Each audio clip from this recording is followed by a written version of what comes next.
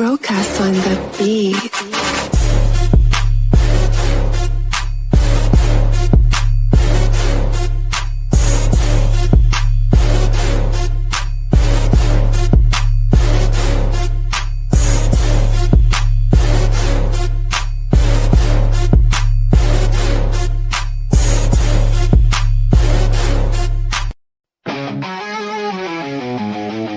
The Bearded Bros podcast on the Titan Sports Network.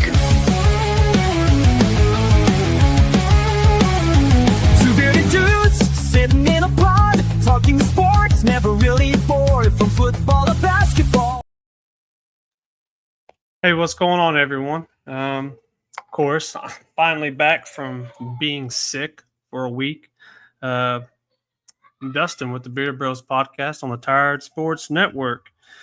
It is good to be back. Like I said, it's been a week since we've had a show because I was out for a little bit sick. But we got a pretty big show. We got to catch up on some stuff. We got a guest with us tonight. She is playing basketball. She's a freshman going to Kent State. So that's going to be fun and exciting. We're going to chat with her. Football is here. So there's obviously a lot to talk about. You got a preseason week 1 has came upon and passed, so we'll kind of recap that a little bit. Talk college ball, the preview, the top 25, and then we have the UFC 319 also this coming up weekend. So we'll talk with that. But with that being said, let's we're going to get our guest in here with us. Said our hustle's work is never through. We making it 'cause we making more. The only thing we know how to do. Said it's the only thing we know how to do. Work hard, play hard, work hard, play hard. We work hard, play hard, keep hard. Hey, Rylee, how are you? I'm good. How are you? Doing good. Sorry for the delay and confusion on my end. You're First okay. time, but I'm happy you're here. Happy to have you on. Me too. Thank you for having me. Let's just go back. Let's go back to those little days of playing ball. Let's just kind of talk about all the sports you played growing up and kind of what led you to where you are now. Yeah, so I actually played softball for the longest time. It was considerably my main sport, but I've always played basketball on the side as well. I started playing in leagues, I would say probably when I was in like kindergarten, maybe first grade, like just those like little kid leagues. And then I started playing AAU and like traveling around the country in fourth grade. And then from there on out, I've just been fully dedicated to it. AAU kind of just really switched my mind and showed me what basketball really is. So it was definitely the way I wanted to go. Yeah, so AAU, when you say travel, like literally all over the country, more kind of on that East Coast side? Well, I mean, we've been to Maine. We've been to Florida. We were going to actually have a couple tournaments in Puerto Rico, but we didn't end up doing that because of COVID. That'd be cool. Yeah, no, it would have been awesome. No, I mean, we've been over to Michigan, definitely more on the east and like Indiana, Kentucky, like definitely more on like the east to like middle of the like, I don't know, middle of the country area. But yeah, like Middle East, Yeah, definitely. But I mean, I've been traveling. I've probably been to most of the states on the East Coast just from AAU, whether it be having a tournament there or having to stop halfway. Yeah. Gets you traveling places. So you said you played softball. Yeah. When did you stop and why did you stop? So I stopped actually going into high school. Like going into my freshman year. Our coach didn't really let us play multiple sports. It was more of I mean, you were welcome to, like you're allowed to, but like missing preseason like it doesn't really help you. And I knew as a freshman I wanted to play. So instead of missing a ton of like, I don't know, open gyms or like optional workouts, I just stopped playing softball because I knew it wasn't going to be the route I wanted to take in the long run. So it wasn't really worth it for me to risk my basketball career. Right. So you decided just to go to one sport, make that your complete focus in high school. Yes. What was it about basketball that I guess my question is, made you love it more than softball? The competitive nature, I would just say, I mean, obviously all sports can be very competitive, but I feel like the faster pace type games, they get a little bit more intense, a little bit more competitive. There's just a lot more drive going into those types of games. And I feel like there's a lot of different types of work that you can put into basketball, like your physical strength, your conditioning shape, like shooting wise, ball handling. There's just so many different parts of it that I feel like all are up pace and like on the go, as opposed to more, I don't know, tedious and like slower moving workouts.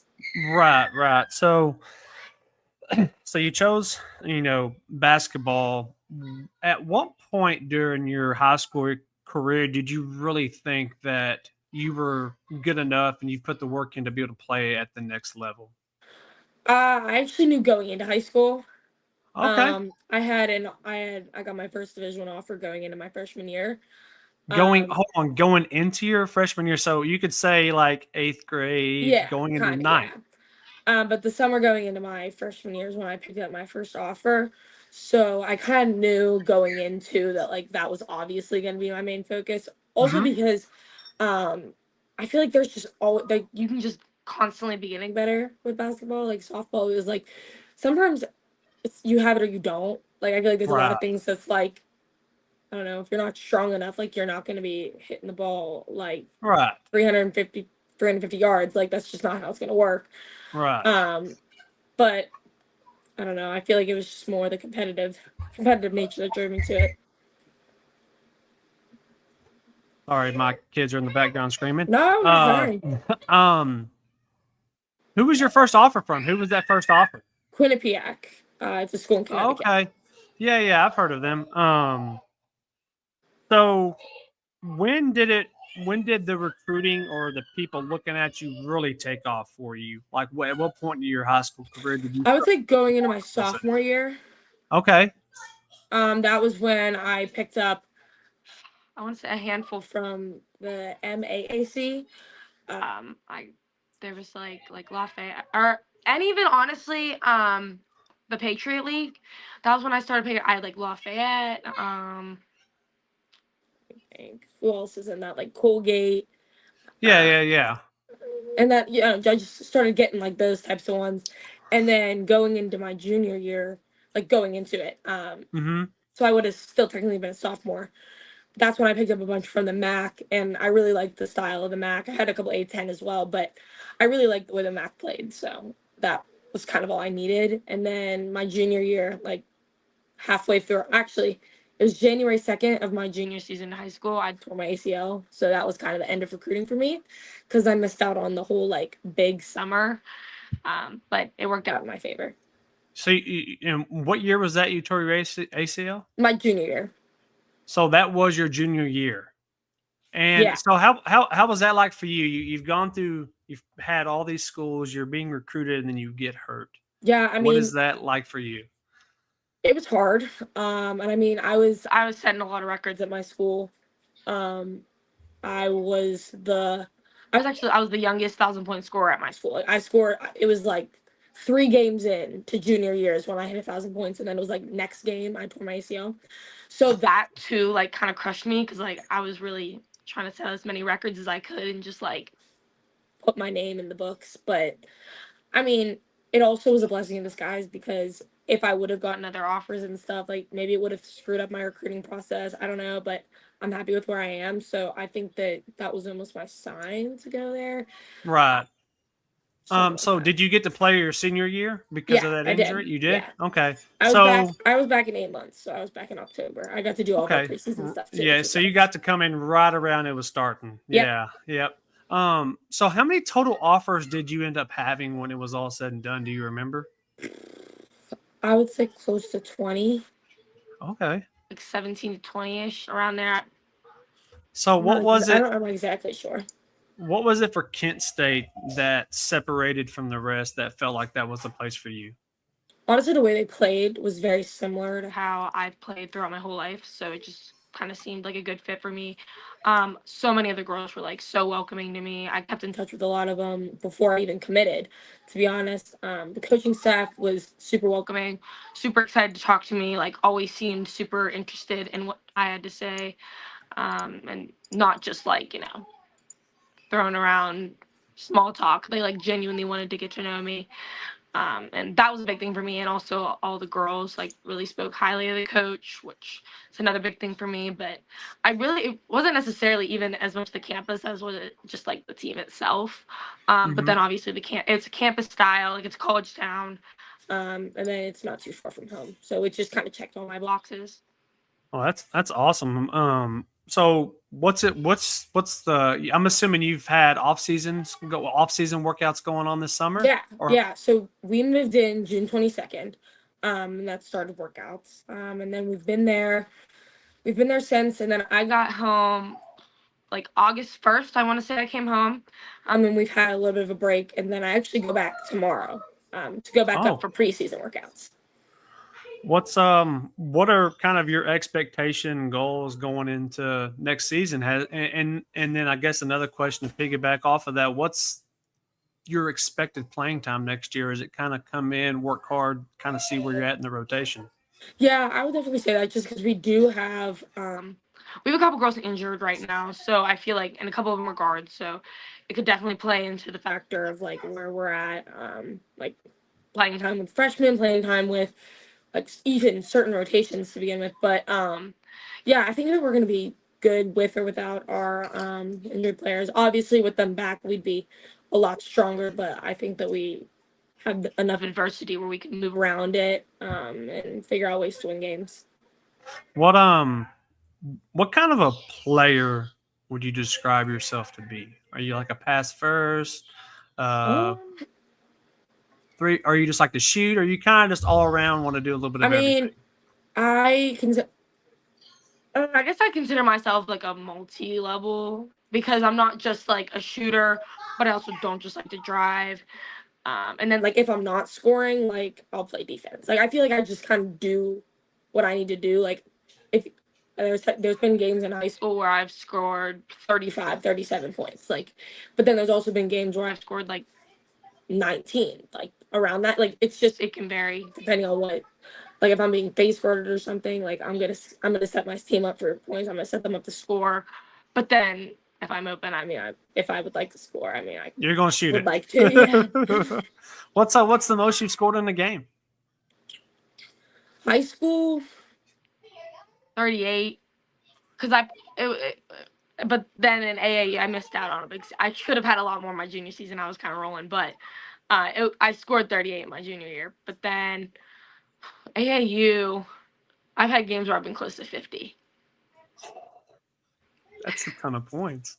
Yeah, a lot of points. You racked up the points up over numbers. there. We used to put up 100-point games. So, what's the AA ball? I mean, is that? I mean, I know down here, like Casey. By the way, my co-host, he is an ex. How many years basketball coach, Casey? How many years did you coach? I coached 16 years. So I know that down here, I know AAU is big. Yeah. Especially in the Dallas area. Is it pretty big up there as well? Yeah. In those big areas up there? Yeah, you don't get much recruiting out of high school. I mean, you do, but you pick those looks up from from AAU, and then they'll just come watch you in high school. I mean, it's kind of, you need one to pull it to the other. Is that where you think most of yours came from? Would be Absolutely. AAU? Yeah, 100%. They would be after like big tournaments, like after national tournaments, like especially whenever it was after June 1st of my junior year, or going into my junior year. I'm sorry. Whenever I was becoming a junior, like that summer, that was my biggest summer. But June 1st after that, they could just call you. So it'd be like after big tournaments or something like that. Like I'd be on my way home and just like in the car on my way home from tournaments, and that would be when I would get a call. So it's definitely, I would say, hands down, the place you get the most off. Did you, in like maybe your own recruiting efforts to get yourself out there more, did you, and I ask this to everyone because I've learned over this almost year of doing this, that it seems like Twitter or X is such a big recruiting platform. did you ever use that to get videos out there to reach out, or was it kind of just text, word of mouth, I phone mean, calls? I would post my highlights, but that's about it. I would never like directly send them to coaches. I know a lot of people do. A lot of people will directly reach out to them and try to share their film. I've never done that. I've kind of always just put it out there for the public knowledge. And then coaches will either DM me on that and ask me for my phone number, or they'll already have talked to my coach. He'll give them my number and then they'll talk to me. Okay. Well, you're a first. I'm not even Really? kidding you. No, seriously. Everyone that I've spoken with, I mean, almost every guest and going from high school has used X to recruit. Which Interesting. is, yeah. So that's why I always ask, and I finally found someone that didn't Yeah, really use it much. I wasn't huge on it, no. Okay. Justin, Well- when you're that good, you don't need to. Well, I mean, that is true. I mean, you're over here dropping 50. I guess you don't need X. You just need to go play. That is true, Casey. Putting up the points you have. I mean, you don't need X. You don't need Elon Musk as apt to do that. So what all records did you set at your high school when it was all said and done? Ooh. I'm assuming there's a lot of them by that reaction. Well, a lot of them were like, they're like different. So I was named the most decorated player to come out of Upper St. Clair. And now I don't know if they ever came out with it, but I was in the running for the most decorated player in the state, like state history. But I was like state player of the year, or not state player, in the state, like top 5 player of the year my freshman year, sophomore year, and junior year, and then senior year. I was second. There was another girl. They won state. She was state player of the year. I was in the running for Miss Pennsylvania basketball. I made the top 5 for that. I was the youngest 1,000-point scorer in history. I was a Gatorade player nominee. Sounds like you have all the accolades. They're all there. there was a good bit, and then, but the one, I was the first sophomore in like 20 something years to be on like the Pennsylvania Fab Five. It's like the top 5 players in the state, or not in the state, in our section, like in Pittsburgh area. In the region, yeah. Yeah. Wow. I mean, that's truly impressive. Thank you. So I always like to ask this kind of at Yeah. the end, just to kind of see where people are. If you got that one phone call from any school in the nation that you could go play at, and it could be where you're at, who would that be and why?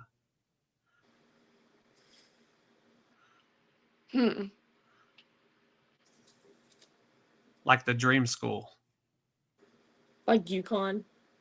I mean, I feel like that's a pretty. I mean, one. there's nothing wrong with UConn. I mean, don't get me wrong. I love my school. I mean, they would be like, if they called me again, like even after I would go through the recruiting process, like I would say yes to them every time. But I mean, obviously, like I'm not Paige. Like I'm not gonna go play at UConn. Right. But I mean, that's like, I feel like that's every girls basketball player's dream, or that, or like University of Southern California, or like South Carolina, like any of those 3. Honestly, I feel like She did not say Texas, Justin. I know. It's okay. It's all sorry. right. No. Hey, there's no hard feelings. I mean, a lot of I'm people. sorry. don't Those are say- just the like top 3 big teams that stick out in my head that I feel like I- most people wouldn't hesitate very long to say yes to go in there. We're gonna get one soon. It's all right. Who did they lose to? Did they lose to South Carolina, by the way? Yes, they did. They did lose to South Carolina this year. That's who knocked them out. I don't blame you for choosing any of those schools. I mean, obviously, any of those 3.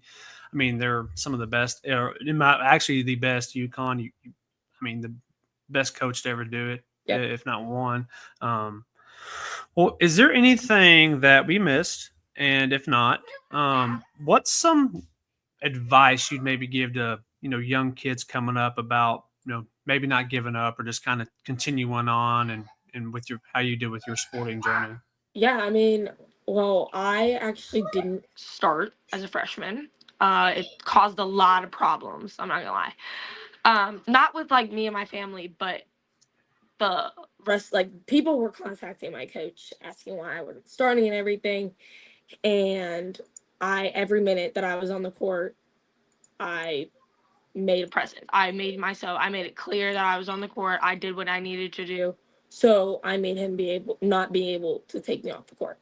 So I feel like if you go out and you just bust your butt and don't give your coach a reason to take you off the court, it doesn't matter what opportunity you're given. It's what you do with the opportunity that you have. So I don't know. I mean, I worked my way from not starting to being the leading scorer on our team as a freshman. And I just feel like there's a lot, like, when you're given any opportunity, you got to make the most of it, because sometimes you're not given very many. I mean, I think that's great advice for any young athlete, especially for someone who didn't start coming into their high school career playing basketball. Well, I appreciate it so much for you coming on. Oh, absolutely. Thank you so much for having me. And I'm gonna keep in touch with you, and Yes, then absolutely. maybe next year after your Hold first on. season. What? Uh-oh. You did this last time. Oh yeah, I did do this last time. Casey. Very rude. I know You don't. You have a basketball player on here, and you don't let the basketball coach ask any dang questions. All right, go for it, Casey. I'm Oh, sorry. honk. I know. So you mentioned Kent State was similar to the system you were in. Yeah. What is that system? Is it a run and gun? Is it a Princeton? Is it a man-to-man? Yeah, so I would say, like, our defense, we're big on man-to-man. Try not to switch, obviously. You know, everybody just wants to move their feet and stay with their girl. That's kind of how I've been playing it. We have a shell type defense that, again, I'm very familiar with. Offensively, they want to play fast. They want to get up and down the court. They don't want to run sets if they don't have to. Like, they just want to play basketball. And I mean, that's kind of the biggest thing for me. Like, the difference between high school and AAU for me was playing in AAU where we're less set. I mean, don't get me wrong, we have a good amount of sets. But when you're not forced into a set and you're allowed to just kind of pave your own path, I feel like that's when you get the best results. And that's, like, our coach's mentality as well. He doesn't want us to have to pull back instead of a play. He just wants us to get transition, go, outrun the other team, work your butt off, hustle your butt off, dive on the floor, just things like that. Got you. Were you a single sport athlete? Growing up, no. I played soccer, football, basketball, softball. I was a little dancer, did volleyball, gymnastics, all that type of stuff. Just all the things that every little kid, wants to do. Mm-hmm. Middle school, I was softball, basketball, and I think it was volleyball. Yeah, that is the one I stuck with. And then going into high school, I had to quit softball because I knew basketball was going to be my main focus. Now, I will tell you, I did golf my junior year whenever I tore my ACL. I was on the golf team. Did you like that? I loved it. I love golf. Me and my dad, I used to do little competitions all the time when I was a kid, like ages like literally like 10 to 14, like literally going up into high school. I would just do like little fun. I never played like competitively, but I would just do those little like $10 contest things, and I loved it. Like, I would go play with my dad all the time. Would go to the range. Like, I loved it. So when I got the opportunity to play, I was like, I might as well take it. Yeah, I like it. I act like I'm good at golf, but I'm not. I'm solid on the course. You mentioned your high school high was 38. That's ironic because that was mine. Really? Yes. And I want to know, because I'm pretty sure I still hold the records for threes in a game. Oh, what is your most threes in a game? Because mine is 10. Oh, mine's 9. You got me. Yes. Just want to. Old guys got still me on got that. something on these young whippersnappers. You still got me on that one. I went 10 for 10 that night. So Dang, look at you go. that was a nice night. Did you play in college? What? Did you play in college? No, I decided to join the United States Navy out of high school. Oh, good for you. So I had a couple of places that invited me to try to walk on, UTEP, small school in Kansas, but I didn't want to go into student debt. Yeah, no, I got you. And I just got doing my master's because the government's still paying for my education. Oh, good for you. Yeah. I saw that. By the way, congratulations on that. Casey. Well, thank you. Yeah, Don't congratulations. make this Awesome. about me. I know. Just had to say that before I forgot. From the school that is your mortal enemy, by the way. I walked at Texas A&M. So. Oh boy. Yeah. But guess who you got to call to come in to help you tonight? The Aggie. Yeah, the Aggie. With your experience with AAU versus high school, I've made this argument on my podcast before, and for someone who just got out of experiencing both, I've made the argument that AAU and a lot of these sports outside of football, I'll say, eventually sports are going to be privatized at the high school level. Like it's going to be more of a European model versus the high school athletics model. Do you see a lot of athletes leaning towards that way? Because you don't have any grade requirements. There's no discipline actions from the school. Yeah. I've down here in Texas, I don't know if you knew Bryce Griggs. He left Hightower and went to a prep school. They paid him like $1 million to come play. What do you think about that? No, I couldn't agree more, actually. I think that, I know I've grown up, even before they put age restrictions on like AAU, like when it was just like, oh, 5th grade or like 6th grade. Like I remember we were playing girls that were walking in and they were like touching the ceiling, like with their hands when they walked in, and we're like barely passing like 5 foot. And it was just, I feel like it's always been a problem, but especially now because of all the prep schools, all the like IMG boarding academies, like it just makes it so much easier for people to be like, oh, well, yeah, I was a freshman over here, but if I don't know what they're learning down here, so I'm just going to be a freshman again. Like, it's just so easy for them to do it. And I feel like the more available that is, the more likely high school basketball is going to become very European, very like older people, like literally, like, I don't even know how to like describe it. How old? I know we have a limit on our ages, but then kids would just go till they can and then go to a prep school. So I feel like that's, I don't know if I would necessarily say it's like unfair. I would just say that there's definitely should be some like boundaries. All right. I like that. That's a phenomenal answer. Have you decided what you're majoring in? I don't know did you already ask that, Dustin? I did not actually. But I'm thinking I'm going to major in business, probably go into either administration area-ish. That's what my mom does, and she really likes it, and she's really successful, so figure I may as well follow a little bit. And also, if I don't end up wanting to go into administration, business is pretty big. I feel like I have a lot of routes. Yeah, absolutely. And I'll say this, being in the sports world and you playing, Division I, keeping best advice from an old guy just trying to break into the sports industry after 2 different careers is keep those contacts and keep those phone numbers, reach out to people every once in a while, just let them know you're thinking about them. And as you're going through your college career, wherever it takes you, that stuff will pay off in the long run. Oh, I couldn't agree more. Absolutely. Connections are everything. Everything. And there's an old saying, it's not what you know, it's who you know, but that's not accurate. It's not accurate. It's not what you know, it's who knows you. Yep. I again couldn't agree more. Because you can know everybody in the world, but if they don't know you well enough to want to help you out, what are you getting out of it? Exactly. Yeah, I know their name and face, but they don't know mine, so it's just kind of awkward. I know exactly what you mean. Pretty much.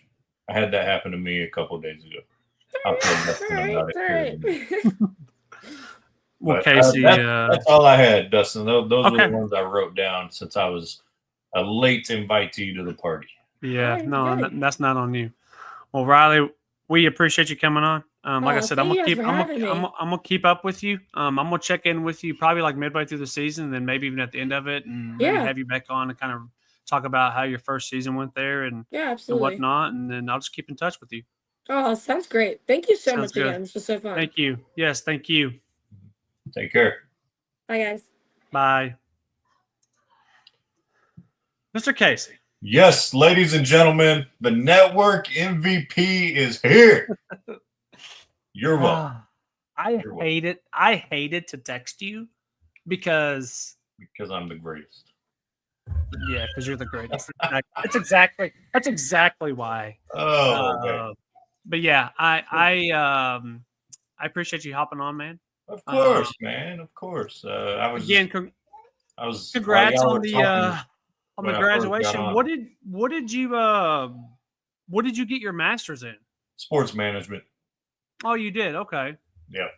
Man, Yeah. that is yeah. that's So awesome. the whole I know someone, but they don't recognize you. So I sent a photo to you guys. I was at a studio a few days ago, basically auditioning, and there's a station down here called The Bull, which is a huge country music station down here in Houston. Mm-hmm. I think I've heard of it. Yeah, and well, the guy who runs it, who's like in charge of all their programming, good dude. I met him at Vet Fest a couple years ago. We both have a mutual friend that he worked with that I went to high school with. And so like I thought we like kind of like, all right, cool, you know. Well, when I was up there, he was in studio. It wasn't on air. So I walked in and he kind of looked at me, and that first look was like, what the hell are you coming in my studio for? That was the first look. And then he like kind of was like, oh, and I shake his hands. I'm like, how do I know you? And I was like, ouch. I was like, that one stung, my man. That one stung. So, but it's all good. It's all good. Maybe he just have been too long. Maybe I mean, I'll tell you this much. He went from having nice dark hair 2 years ago to having a damn near gray beard and hair. I was like, this job is killing you, my man. Yeah, killing you. In only 2 years. Woo! I know. I was like, these hours must be rough on you.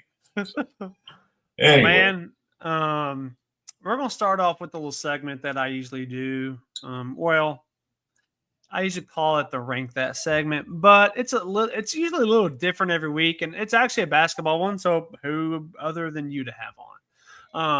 So I'm gonna put it up here, and I'm just gonna put it up here.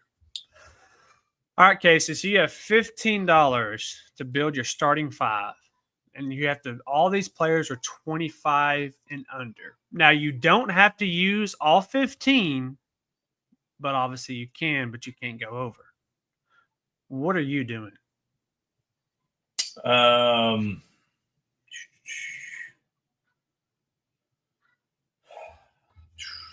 would take number one. Bull crap that Cooper Flag isn't on here. That would have been my first pick. I'd take Banchero from Orlando. Okay. Probably go Cade Cunningham as well. That puts me at 9, so I got 6 left. I'll go Seguin from the Rockets. All right. And then give me Darius Garland. Okay.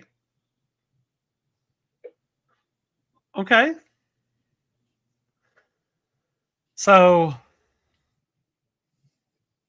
I'm obviously going to go Victor. And Castle. I already know. Yeah. I think he's a steal for $1. I mean, I like Jalen. I like Jalen Duren and Dyson Daniels, but with Stephon Castle being at $1, I mean, that'd be a steal. He should definitely not be worth $1 on a board like this. But I'll definitely take those two. You picked Seguin. See, when I do this, I don't pick who anyone else has picked just to kind of keep it. I just realized I completely missed Anthony Edwards. Yeah, but I would take Anthony Edwards over Cade Cunningham. Let me change that. All right. Yeah, you definitely can. I I think I'm going to take Jalen Williams at the $4 slot there. You know what? I don't know. It's either him or Jaron. No, I mean, he's a champion. I do like Jaron Jackson Jr., but I don't know. I'm gonna keep Jalen Williams. Give me. This is gonna sound really stupid, but obviously you're bidding a starting five, so I feel like I got an alien up top. I kind of got a 3 and D guy in Jalen. I got Stephon Castle who will play the point. Not that I think he will. He plays more of a shooting guard, but I think he can play the point. So give me Tyler Hero. I know that sounds like I have LaMelo and Chet, but I'm wanting like a shooting specialist, and I'll take him. And then this one's tough because I like the 4 remaining in the 2 slot. I like Thompson, I like Green, and I like Scotty. But I think out of all of them, I can get more defense and the same amount of offense out of probably a Min Thompson. Maybe not as much offense, but I can definitely get more defense. So give me a Min Thompson. All right. I would have went with Jalen Green out of your choices on that one. But yeah, Jalen. Yeah. Yeah. So now the question is, whose team wins? Mine. Who's guarding Victor? You don't have Don't to. say you don't have to. Yeah, let him shoot threes. You'll win the game. His percentage ain't that good. I mean, it's not. It's not bad, but so far up until his NBA career. I mean, Seguin is going to be the one guarding him. I mean, Seguin is a very underrated, and what I mean by underrated, he's an underrated big man because. What did this fool just say about my shoulders? Did you just insult my shoulders, you punk? Well, I don't know which one it is. It's either Evan or Dom. Yo, man, Casey needs to work on his shoulders. He's gonna. That's BS because you see my workout videos every day. So don't even try to clown me like that, fruit pot. Oh man, that's funny. And then it'd be better when we not in this setup, when it's just when the screen's bigger, shoulders get bigger. If you don't think Casey needs to be one, I'm never wearing my cutoff again because I don't even work out. So. Yeah, and you know what? Here's the thing about it. I came in out of the bullpen, not warmed up. Okay. All right. So, oh man, I was really about to watch the new episode of MTV's The Challenge tonight. Me and my wife were just sitting on the couch. They still make that show? Yeah. No way. Yeah. With some of it's called Vets versus New Threats this year. So some of the OGs are on there, I'm assuming. Some of them, yeah. The CT's on there. Cara Maria, Johnny Bananas. CT looks like he's got to be about close to getting to 40, 50 years old, ain't he? Oh, they're in there. He's in his 40s. Wow. I'll tell you this much. Like, there is a show that I've always wanted to go on, and it was MTV's The Challenge. Right, like, it's that one? Yes. Like, now I will put this out there in the universe. My wife already knows this. When I was sad and lonely and depressed, I even applied for Love is Blind. Okay? Why, you're dead serious? I'm dead serious. Wait, I got online and applied for Love is Blind. Okay? So thank God that didn't work out. But anyways, is the MTV's The Challenge, man, it's competitive, it's athleticism, it's strategy. Yeah. I loved it, man. And I never applied to get on the Real World or Road Rules or anything like that, which is kind of like the that's what I remember watching. I think the challenge was it was all the people from those shows. Now they've branched out over the last 5-6 years and brought people from Big Brother and all that stuff. So Your computer lagged? Oh, sorry. Get better equipment, jerk. Yeah, I think whenever I stopped watching the real world stuff, the challenge stuff was starting to get big. But I do know what it is. I just cannot believe like CT and Johnny Bananas and them are still doing Yeah, that stuff. man. So CT a few years ago came back and he was like he had the dad bod and Is he still a nutcase?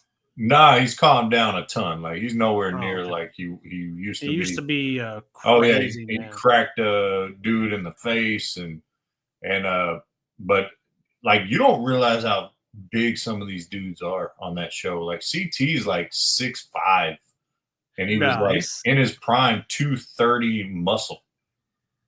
You know, I remember Wes. Yes, Wes is one of the great Wes. challengers. Good call from the crew. The crew talk sports. I always say crew sports talk. Wes was he the one that was like really pasty? Yeah, he had the red beard and He was super white. yeah, he always played the politics game. So yeah. but I love the challenge, man.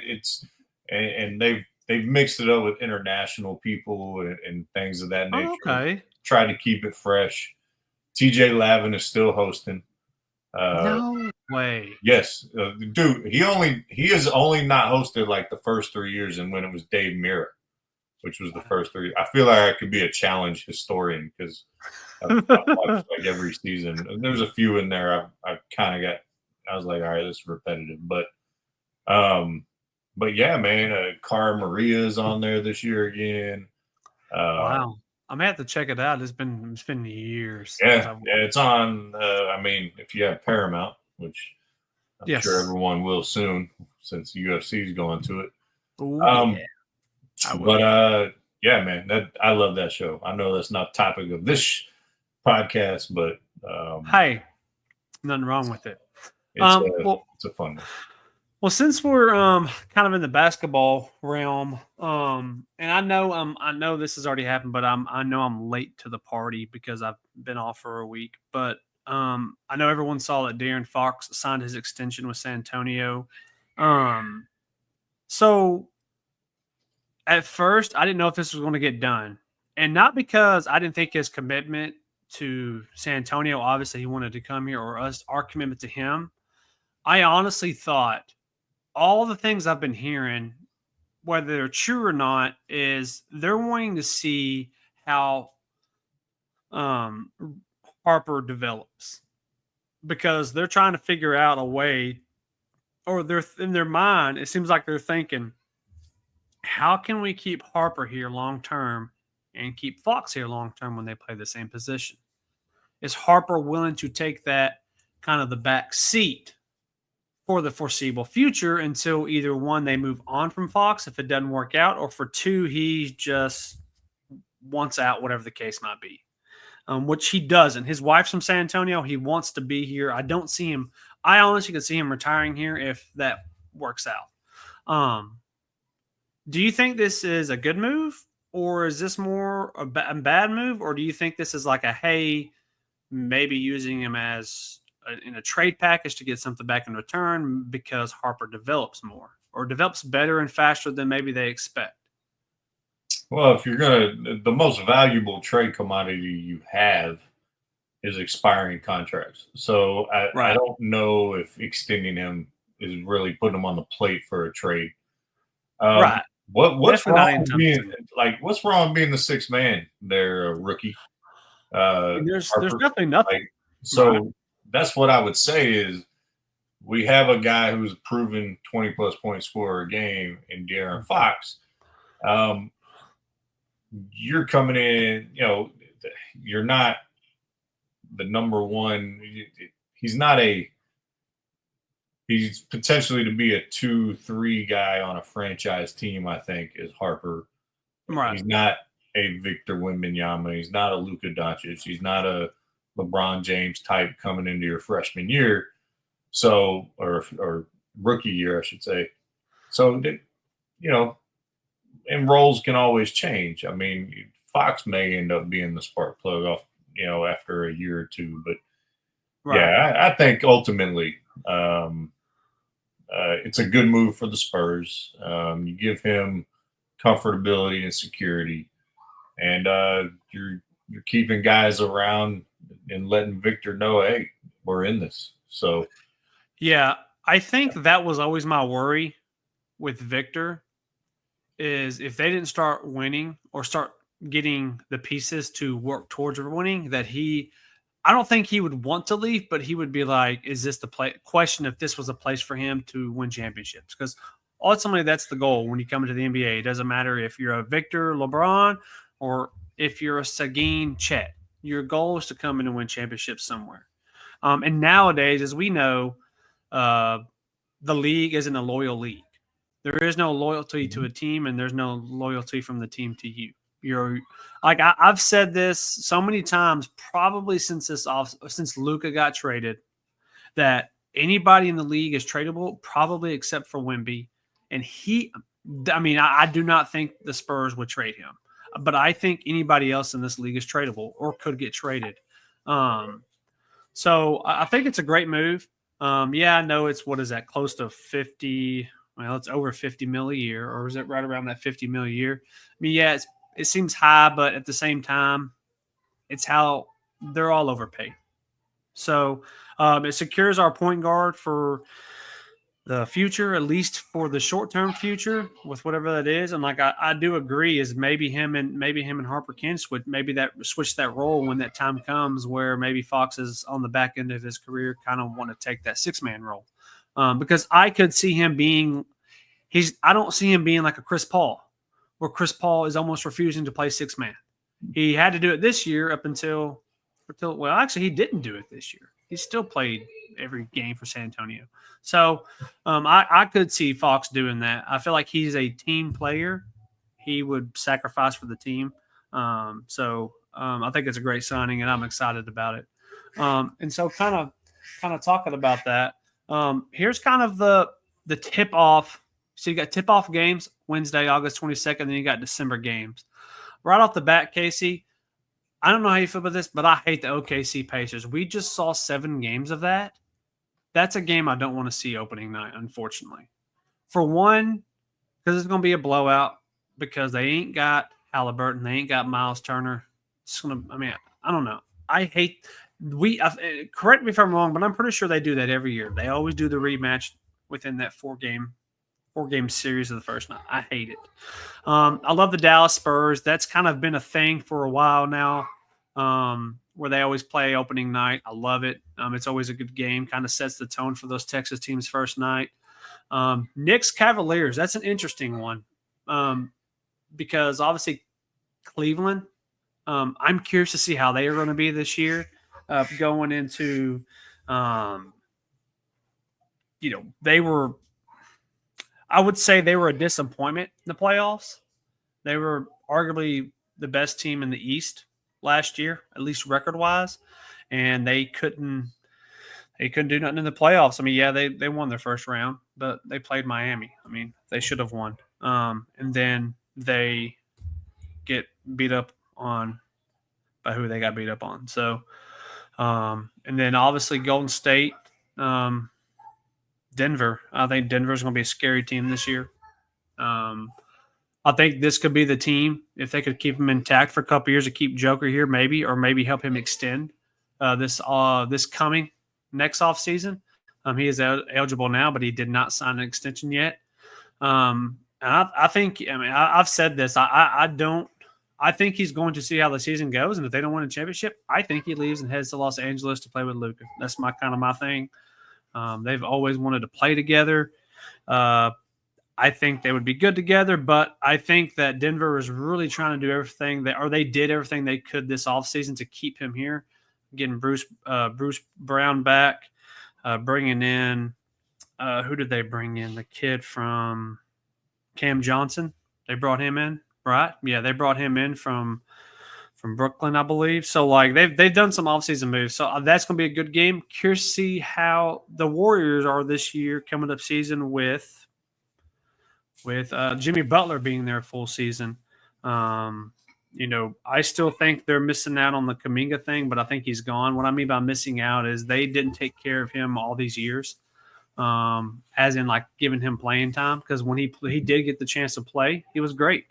And then Christmas night games, I mean, all across the board, it's going to begin.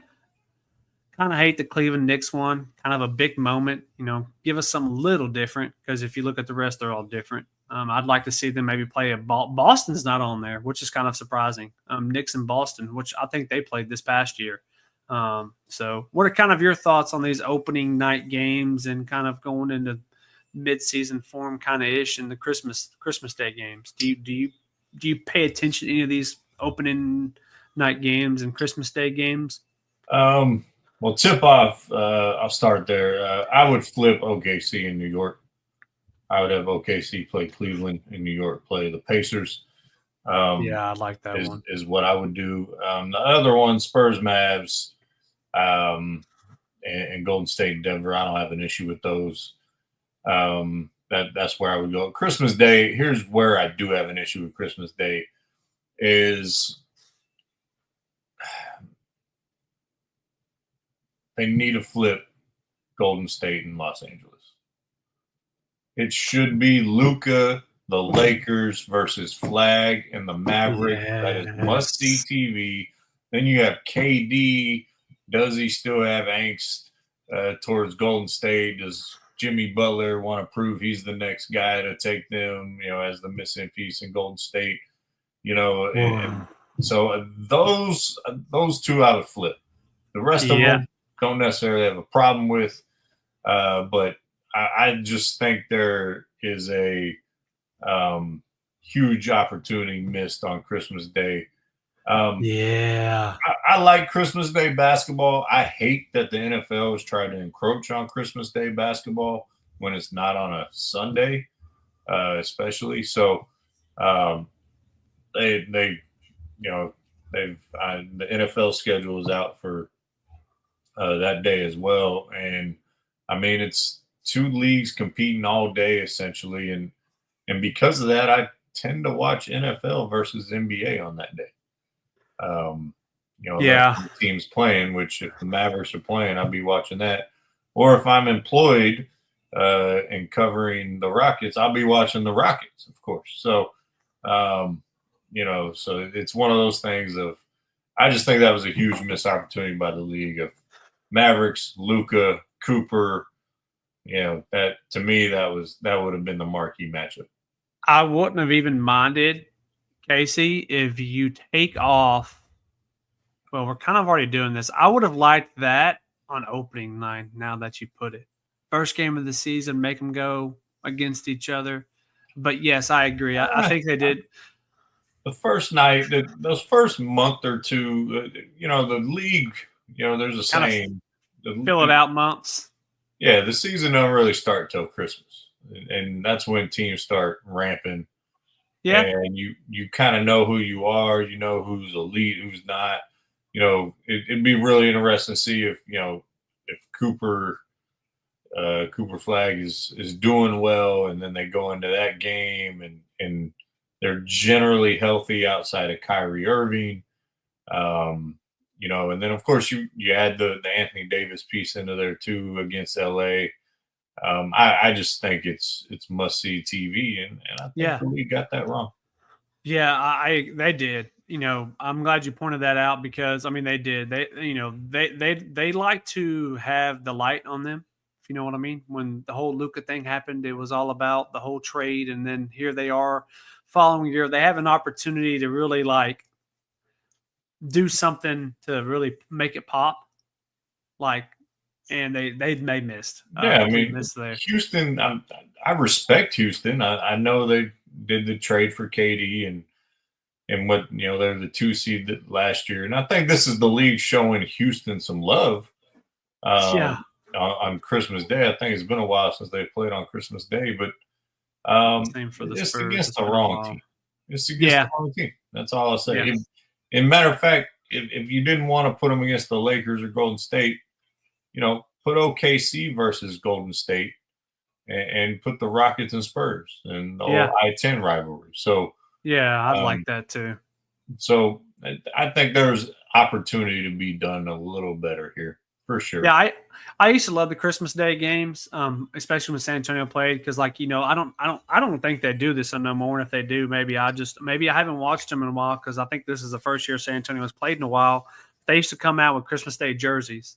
I remember one of the last times they played, I actually got one because it was like a cream color Spurs jersey. It was cream and black, and I thought it was pretty sweet looking. I think it's a LaMarcus Aldridge one when he was there. They may have played there before then, but it's been a while. So I actually love Christmas Day games because it's just, it is definitely a family day, of course. But it is nice to be able to have that TV on, having sports on in the background all day as you're enjoying family time. So saw that, thought we'd talk about a little basketball, but obviously, Casey, you know what time of year it is. It is football season. It is officially here. I'm excited about it. Did you catch any of the preseason action at all? I know it's preseason. I usually don't do it, but I caught a little bit. I mean, for my audition, I had to watch the little Houston Texans. I did not catch the Cowboys. You didn't miss nothing. I watched some of it. There was nothing to miss. Were the Cowboys on Sunday or Saturday? It was Saturday because it was Saturday at Saturday. I was PM-ish or I something was like that. at my graduation. So yes, you were. Yeah, so I didn't catch any of the Cowboys game. I rewatched the Texans game because I had to, and that was interesting. I kind of got in the weeds of the Houston Texans guys that kind of stood out. They didn't play many of their starters, but I think the first week of the entire preseason really brought up and was the question of, do you play your guys in the preseason? You only have three preseason games now. I think you do at least one. If you go back to when we were growing up, that first game, maybe a quarter at most. They get that first game, everyone be suited out. They at least get one or two series. Then they were done for the night. And then game 2, they get like a quarter and a half. Mm-hmm. And then game 3 was considered the dress rehearsal, so they'd get like 3 quarters. And then all the starters would sit the last game. I think the formula now is you play them that first quarter in the first game, you play them a half in the second game, and then you're probably sitting them the third game, unless you're playing the Hall of Fame game that gives you a 4th preseason game. But I think it's highly important because my pops made a point on our show. He really thinks that, like, because these guys aren't playing is leading to more injuries at the beginning of the year. I caught that. Y'all were talking about that on your show on Thursday when you shut him off because he was pissing you off, and I watched that. Well, that was a different subject, but pretty funny still, though. By the way, I thought you were going to break your computer, monitor, laptop, whatever it was. But did you hear or see what happened in Atlanta to that Detroit guy? Okay, so this was on Friday. This was on Friday night. So it was Atlanta and Detroit playing. Someone on Detroit went to tackle. And he was believed to broke his neck. They didn't even finish the game. It was the whole video. You see resemblance of what happened to the guy out of Buffalo. I can't think of his name. I'm no disrespect to him. But when he got hit, his neck buckled, and then he just started to shake, and then he looked dead. They had to revive him. He went to the hospital. I don't think he ended up breaking it, but I can't remember if he did or not. I mean, they didn't even finish the 4th quarter. You're thinking of DeMar Hamlin. DeMar Hamlin. Yeah. So it wasn't a chest. It wasn't a chest thing. It was a neck thing. And like I said, they didn't finish the game. There's something going on with injuries, Casey. We've had a ton of injuries before we've even played a preseason. And there have been a lot of injuries that have came out just this week after 1 week. And I do remember your pop saying that he thinks that they're happening more because they're not actually practicing. It's more like a walkthrough every day. They don't really hit. They wear the pad on the helmet. There's not really a lot of contact going on. I think in some ways I agree, but I think it depends on who it is. Like if it's Joe Flacco or whoever, which quarterbacks usually don't get hit anyways, but I'm using him because he's an older guy. If it's an older guy, probably a good thing. But a younger guy, maybe it is hurting him. Because when you get out there and do the real action, maybe your body is not prepared to take some of those hits or make those cuts. Like some of them. I do think there is a little bit of that there is a reason why the injuries are as high as they are. But let me, I'll throw this out there. Is the Michael Jordan. Okay. He said he tried to make practices harder than the game. Right. Right? That way the game was easy. Football practices aren't ever harder than the game. Never. They're not at that level. So therefore, if you don't condition your body, your mind, your spirit, all different phases of yourself to really play in this on the gridiron, to me, there is an element to it. Just doesn't make sense that players they're in shape now. There's better sports medicine. There's better training. They're training year round. Mm-hmm. And there's more injuries than ever. It doesn't make sense. And what has changed? It's the softening of training camp and the preparation during the week. We're not going to put pads. There's only so many padded practices. Listen, risk is part of the sport. You knew that when you signed up. Mm-hmm. Okay. And for the money that these guys get paid, stop like the worried, if I get injured, I'm not going to get paid. There is an element to that. But if you're making a lot of fucking money. The bottom guy in the league makes over $600,000 a year. Now that's not a lot by league standards, but just normal living standards, that is a lot. You can play 1 year and set yourself up for life. I'm just saying. Literally, yes. And so, but there's this thing in the league where they practice with, they roll out these foam wheels and there's, roll like that doesn't prepare you to get hit by Derrick Henry. Nope. Like, and it, I'm not saying go back to the 1970s training camp or anything like that. I think there's a happy medium in here, but you'll never get back to it because once the players got what they got in the CBA, they're never giving it up. Yep. You're right. Like, whenever I mean, again, I'm not super old, but 15 years ago when I was playing, we used to do the Oklahoma drill every freaking practice just to get your mind, just to get ready for practice. That was how we started. And now high schools don't even do it because it's too dangerous. Yeah, no, they won't do it. But Casey, there is an issue with how they practice.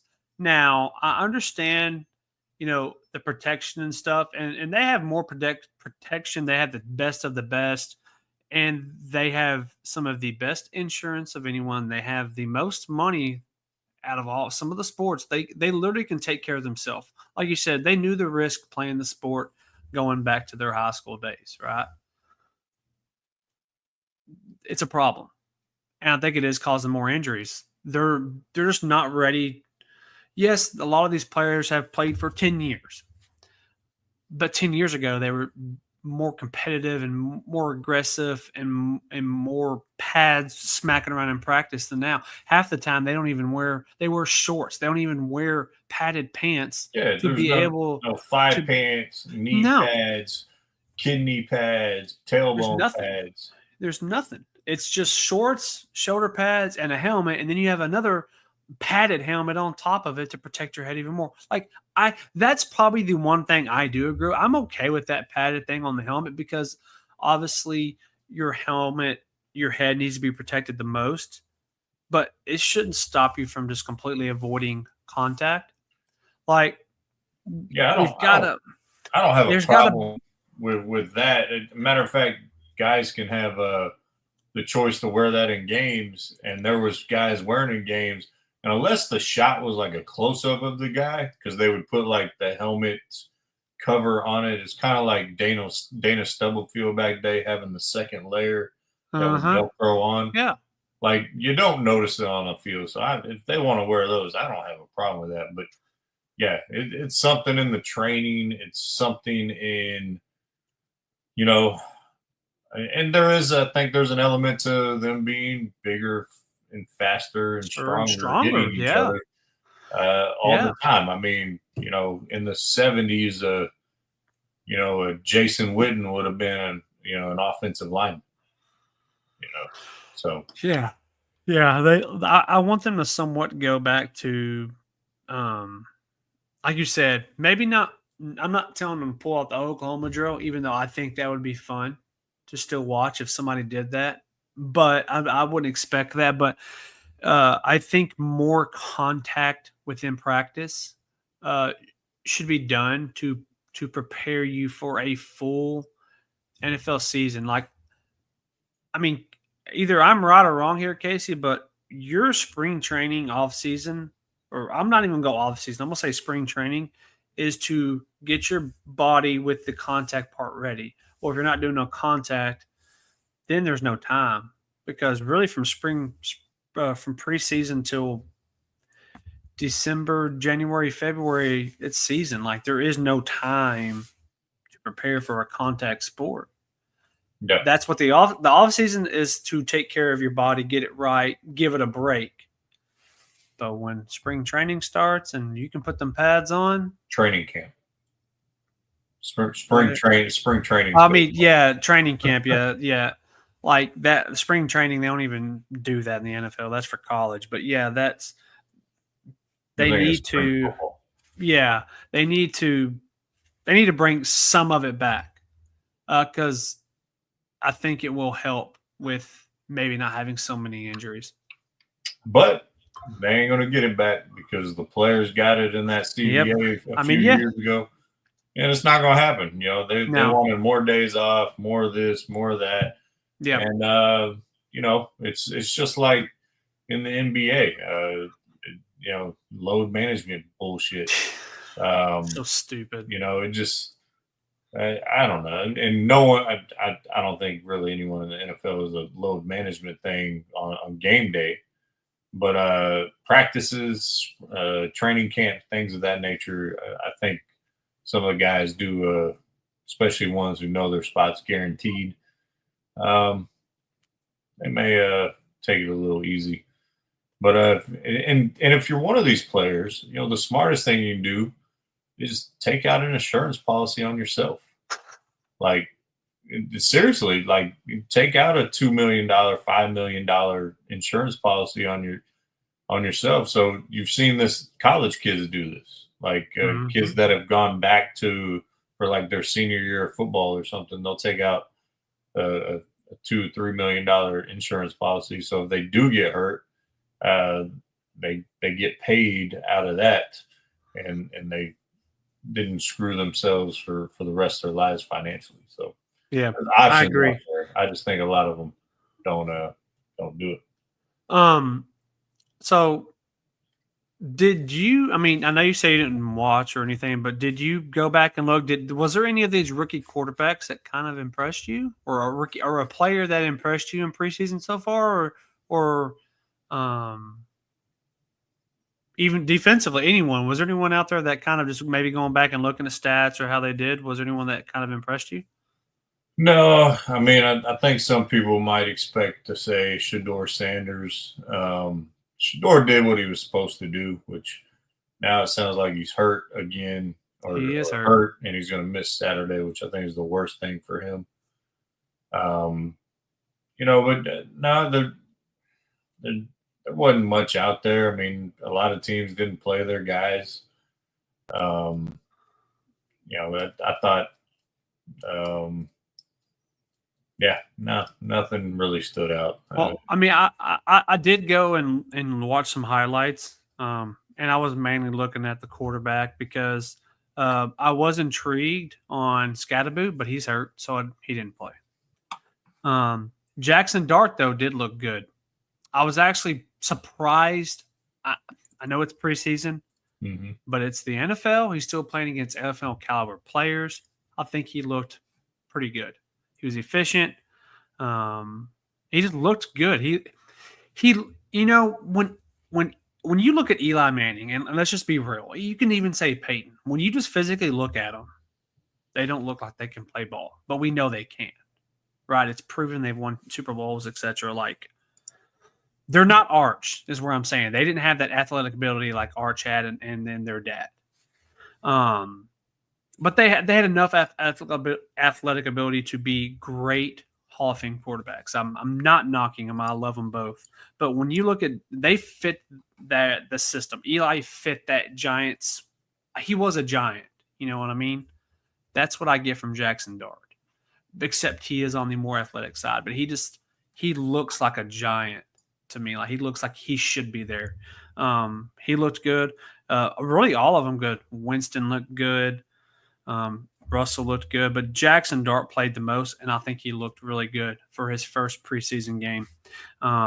Cam Ward, I don't know what it is about him, but even he didn't play a ton.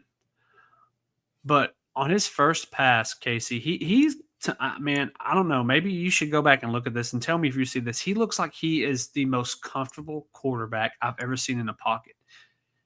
Like, ever. He was that way at Miami. He was that way at Washington. He just sits there, and he doesn't seem ever nervous to be in the pocket. And that's the way it looked even in Tennessee that first game. His first pass was 20-something yards down the field to Ridley. It looked like he was just sitting there comfortable, waiting, reading, and then he threw. I was impressed because I didn't think we were going to see that comfortability of being in the pocket, even in the NFL, and he's on Tennessee, if you know what I mean. But he looked good still. Very briefly played. I thought he played well. Shador did look good. Everyone's hating on him. I mean, but like you said, he did what he was supposed to do. I thought he looked pretty good. But the one to me was Jalen Milroe. He ran the ball phenomenally. He made some good throws. Casey, this may be a really good, better rookie class than what we thought. Now, again, I don't know how many of them are going to play, but when you've looked at past, the class, not a player, but the class, I think this one could be okay. I think they all looked good week one. Again, I know we're preseason. I know we're not playing the best of the best, but I think Jalen Milroe is going to be really good in the NFL at some point. I think he will be able to run in the NFL like he did in Alabama. Yeah, maybe. Back to Cam Ward, I did just go back and I looked at his first two passes were incomplete. His first completion was like 27 yards. The Milroe thing, I don't know. I'm not he's a heck of an athlete. You can't take that away from him. But running in this league gets you hurt. Yes, it does. Yeah. I know he's a freakish athlete. He has a Cam Newton-ish body. Not as big as Cam, but in that realm. I mean, look at Anthony Richardson. Look how hurt his first year because he ran a lot. So if you can't throw from the pockets or the extended pockets accurately often, and often being 65% and above, you're going to struggle. And I just wonder with his mechanics and where he's,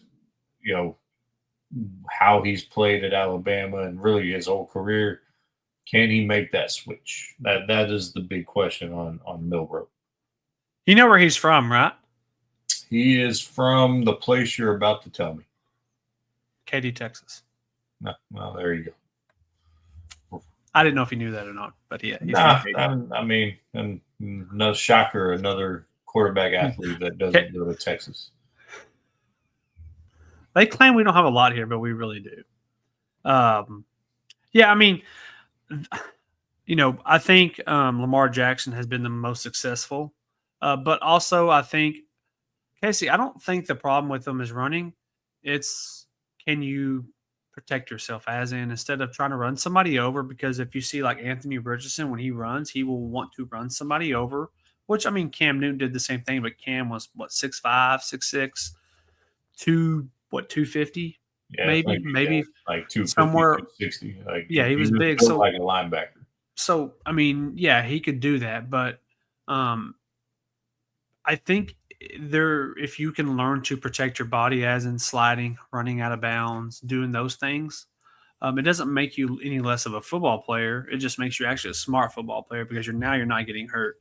I just felt he looked good in that Seahawks system. They were actually had run plays for him. It's I mean, outside of really Lamar Jackson, and I don't even really know if sometimes it's an actual run play, but they had an actual they were doing option reads with him the other night, which I have not seen in a while, if not forever, in the NFL. Again, I know it's preseason, but I think you've seen that with Jalen Hurts. I think you've seen it with Josh Allen.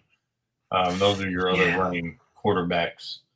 See, Josh Allen's another one where I think he's gotten better at protecting himself over the years. Because in the beginning, I mean, I know he's big, but even in the very beginning of his career, he was trying to run a bunch of people over. Which I mean, he's big. Josh Allen's a big guy. Don't get me wrong. Thank you for getting a Josh Allen fact correct. Which one? The one you just stated. Oh yeah, no. My normal ball-headed compadre gets them all wrong. Yeah. I don't know. I mean, I'm curious to see if he does build that quarterback mixture up. Maybe give us that actual throwing. Like you said, I think if he can throw 65% or more of the time, I think him running the ball is okay. Having them run plays. But if that's what he wants to do, then Casey, why don't he just go play running back? Because he can do it. He could probably start in the NFL as a running back. I know that sounds really.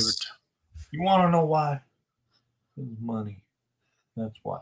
Well, hey, I mean, I think the money is coming for running backs. I think the running back. I think this is an anomaly. Really?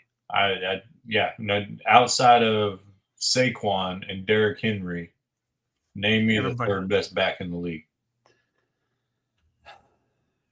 I can't Exactly. Scatterboo. Oh, stop it. Stop it. Hey, you don't think he could be good in the NFL? Seriously? I just don't think his game translates very well. I think if he was a fullback, Mike Oslott type of guy, but that's not him. See, is fullback? I mean, let's just be serious about the game of football. Is fullback? I mean, I know on paper is a position, but the fullback is just another tight end in the league. Am I right or wrong? Seriously. Generally now, yes. That's what I'm talking about. In 2025 now, let's go back 10 years ago. I would just even go back 10 years ago. The fullback was big because you were doing a lot of it was under center. And the fullback, I mean, was a key piece. Like Mike Allstott was the greatest fullback ever, in my opinion. One of the best at fullback. But when I think of a fullback now, I think of a tight end. He can block. I mean, you have a couple. You have Juszczyk, and I view him more as kind of an H-back versus a fullback.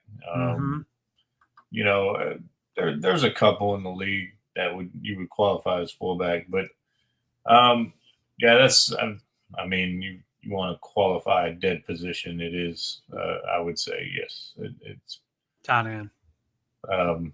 I do love the fullback position, though. I think you've got to be one of the most aggressive, aggressive big man there are out there because That's also another reason why I don't think anyone will ever break Emmett's rushing record, because you don't have a dude just knocking dudes out of the way like Moose Johnson. No, even Casey, even like look at some of the plays some of these NFL teams run. Sometimes there's a lineman there. It's not even a fullback anymore. They just put another lineman there. I don't blame them. Why not put a lineman there? They don't move that well. Well, they don't move that well, and really, you're just throwing a big body at someone. They're not really knocking them out. They're just rolling them out, literally rolling them. Because by the time they get there, they're probably going to the secondary because they didn't get there fast enough to get the linebacker. Anyways, they're let's just call them a rollback. Just got to roll them out the way. Right. Yeah. Pretty much.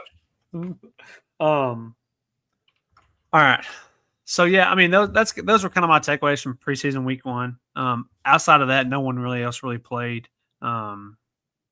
Dallas, I did watch Dallas. Milton looked terrible to start off, but he got a little better once the game got along. Obviously, they didn't win, but nobody played either. Literally, none of the starters played. So, it went as expected. I don't care if they win the preseason or not. I just hope when the season comes, we've paid Micah and we're healthy to at least start the season. We can at least say that. Have you seen the top 25 college football rankings? Yes, we talked about them before the AP came out. Okay, well here's the official, which is pretty much the same. Pretty much the same. In your opinion, is anyone too high or Texas. too low? They're too high? You have a quarterback who's hardly played it down. Oh my God! Here we go. I'm okay. Just, before you freak out. No. I think it's fair. It's fair. It's going to be really, really freaking good. But that's fair. He hasn't done anything yet. When you got Penn State there with a proven quarterback, and honestly, this is probably the best Penn State team since they won the championship. I think last time they won was like 86, somewhere around there, like when I was born. I don't disagree with Penn State being one. Okay? I don't. I think Penn State has everything that they need, which I think Texas it does too. But like you said, Penn State has the proven quarterback. They have Katron Allen, the running back, and they have another one that came in. So they have the pieces. Obviously, the defense is always Penn State defense, right? So I agree with that. Now maybe it's because I have seen Arch play. Have I seen him play against a big school? No, I've seen him play against UTSA and those schools. So yeah, he should look good. I've seen him. The biggest school he's played against is Mississippi State, and of course he should win because Mississippi State stinks. Okay. They haven't been good since Dak was there, if that tells you anything. I'm not going to say they're too high, but I wouldn't be mad if they were number 2 either. But Ohio State's kind of in the same boat. Their quarterback's kind of unknown. I don't even know I don't know a quarterback on their roster. Ohio State's, whereas my brethren from the that are from there would say the Ohio State. They lost a lot. They did. And I know Ohio State normally just reloads, but you lost your number 1 receiver. You lost. Well, they still have Jeremiah Smith, which is phenomenal. They lost Ibuka. Yeah, Ibuka or whatever his name is. Yeah. And you had, and the year before that, you had Harrison Jr. So yep. You've lost receivers over the last couple of years. You lost both running backs this past year. Different quarterback. It's 3 may be a little high, and I also Clemson went 10-4 last year. I'll tell you this though. Yeah. Clemson is going to be the real deal. This is probably the best team since Trevor Lawrence's team. since they've won it last. The defensive front is going to be one of the best in the nation. I think their question isn't Cade Klubnik, the quarterback. I think he's going to be in the running for Heisman. I think he's that good. Again, he's from Texas. Again, another Texas quarterback. I think their question is going to be the running back position because they lost Phil Mafia. Obviously, he's in Dallas now. So kind of what they do there. But I actually don't think Clemson is too high. I know that sounds crazy at 4, but I think they're legit contenders this year. I maybe would have put them behind Georgia. I mean, if Georgia plays Clemson right now, I think Georgia wins. I don't know, though. That's kind of their quarterback's another question mark. And Gunnar Stockton. I think Notre Dame should be above both of them. Really? I do. So, I don't even think Notre Dame should be in the top 25. Well, then we have come to an impasse because I think and I'll tell you why. Let me tell you why. I'll just real quick because they can't even play in a conference. That's why I knew you were going with that. Come on. Listen, I don't. I think they should be in a conference, but hey, they print money at Notre Dame, and that's they why do. I know they do. But they should listen. If the Notre Dame if they want to stop the hate, go join the ACC because you'll still win it. All you got to do is beat Clemson. That's it. And I mean maybe North Carolina now with that whole situation, but like join something. Like you're in the ACC and everything else. Why not just join the ACC in football? But they've said they'll never join. I mean, stay independent. I know they've got bukus of money, but I just want to see them in a conference because I want to see them to start playing people. Like I feel like they get a cakewalk every year. Respectfully.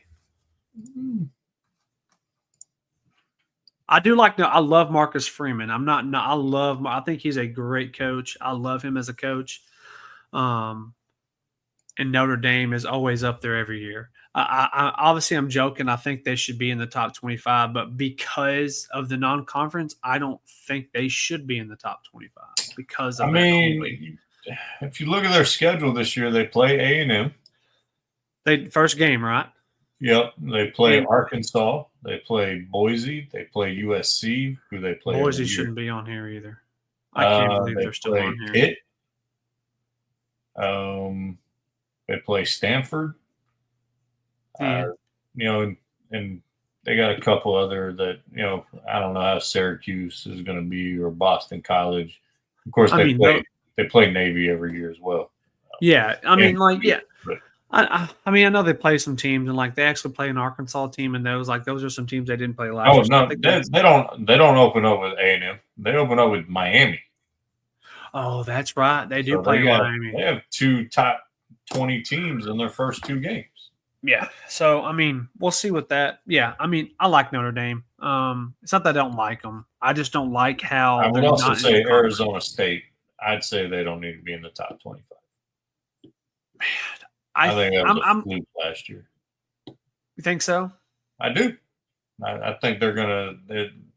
How do you feel about Illinois at number 12? Yeah, that's a little high too. I'd put the Gamecocks above them. I'd put the Gamecocks. First of all, Casey, you're gonna why the hell is Michigan number 14? Is it because they beat Ohio State every year? Michigan beat them last year. Michigan beat them last year. Michigan's beat Ohio State 5 years in a row. Let me look this up. Yeah, Michigan is the only team they lost to last year. It was the last game of the season.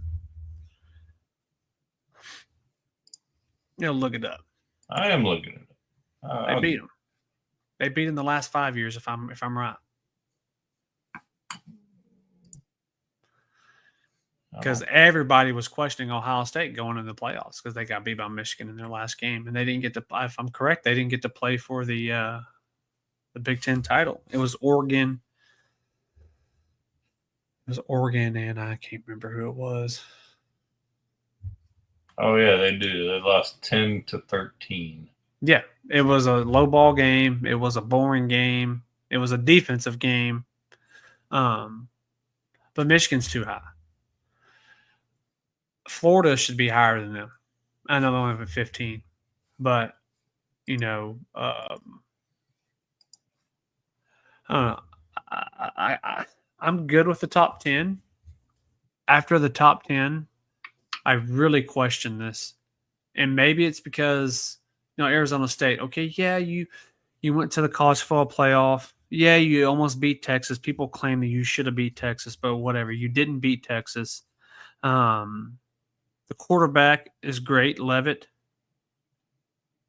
But I agree. Okay, so they shouldn't be in the top 25. Illinois was good because of the quarterback who was at Ohio State. And what was his name? He plays for who now in the NFL? Can't remember his name. But he was actually at Ohio State. Not last year, the year before.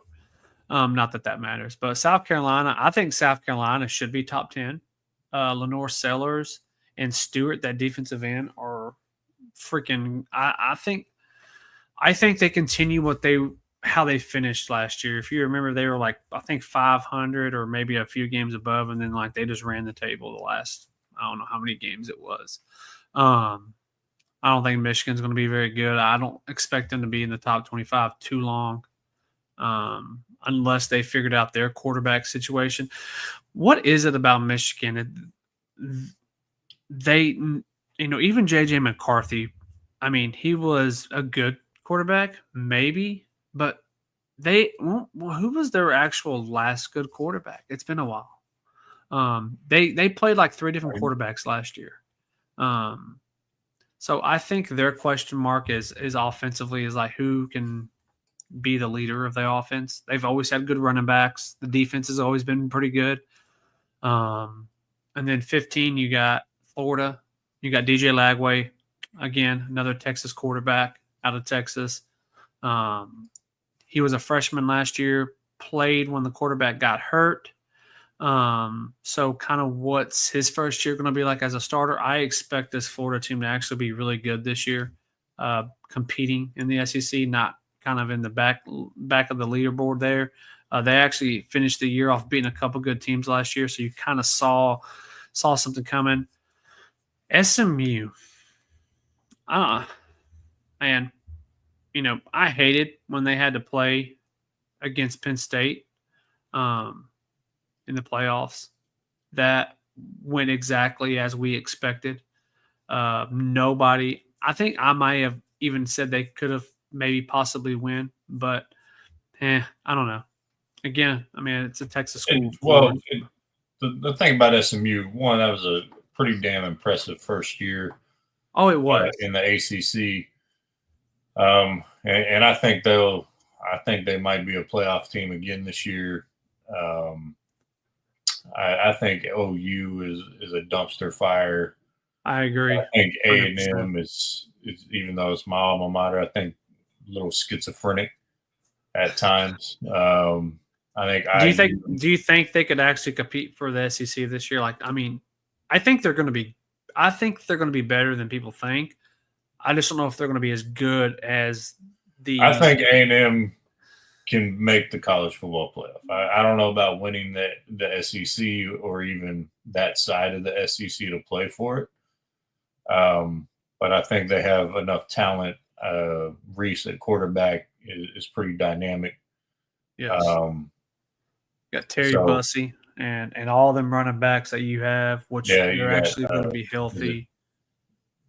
Levant. Yeah. Is it Bill? No, it's not Bill. I'm brain farting. They have a million running backs and they're all good. So and their top running back was hurt towards the end of the year. So I think A&M can make the college football playoffs. The rest of these are kind of take it or leave it. Tennessee took a step back. Yes. Boise is will never get it done. Iowa State is Iowa State. I mean, what do you go here? But you mentioned the Michigan quarterbacks. Well, you're telling me the litany of quarterbacks that have gone through Michigan, like Chad Henne, Denard Robinson, Drew Wait. Henson, Brian Greasy, and Ryan Mallett, Elvis Gerback. All right. Wait, didn't Tom Brady play there? Tom Brady, but he played, but he didn't play.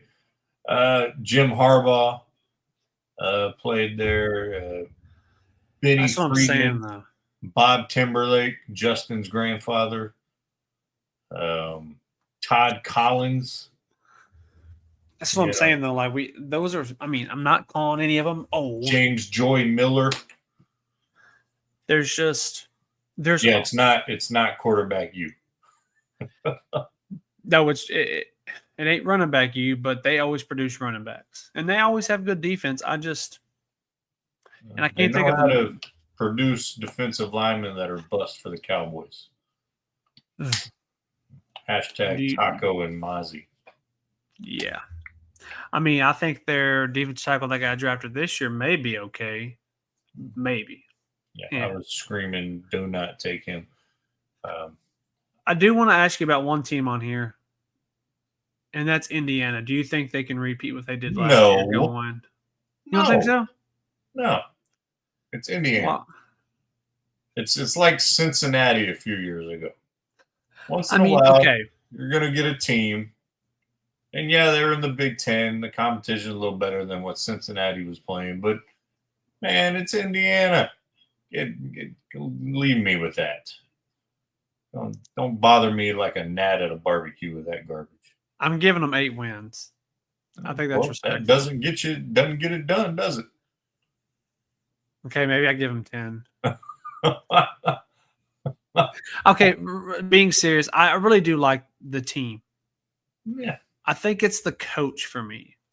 I think the culture can put them at potentially repeating the season from last year, which doesn't do much. It just gets you to, get you to the playoff and get you beat.